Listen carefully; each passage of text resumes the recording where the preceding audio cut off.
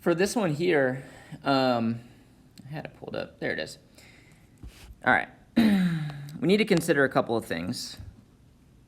The first thing is noticing that this problem is asking about a one-sided limit. Now that matters in the grand scheme of things, and I'll explain why. So if it was asking for a limit in general, like if the minus sign wasn't there, we would need to think about what's happening as x approaches 3 from the left and from the right. So that's the first thing. We only need to, on this problem, consider what is the y value getting close to as x approaches 3 from the left. So like 2.9, 2.99, 2.999, like what y value we're getting close to. The second thing to look at is my advice throughout this entire course is anytime you see absolute value, I would sketch a graph of the function. I would graph this function. It's too hard to do algebra. You can't cancel anything out. You can't, factor. There's not a lot of rationalize or anything like that.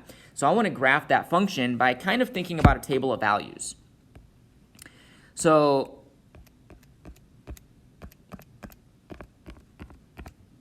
let's think about, if I thought about a table. Well, first of all, if I had 2, let's think about plugging 2 in for x, okay? If I plug 2 in for x, I would get positive 1 on top, I'd get negative 1 on bottom, and so I'd get negative 1. That means there's a point on this function at 2, negative 1. If I would plug 4 in for x, if I plug 4 in for x, I would get 1 on top, 1 on bottom. So 1. That means there's a point at 4, 1.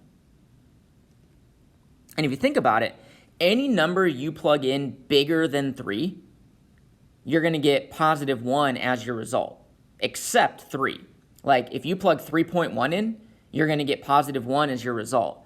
And what that means is at 3, we have an open circle because there's nothing there. But anything bigger than 3, the function is going to equal positive 1, like that.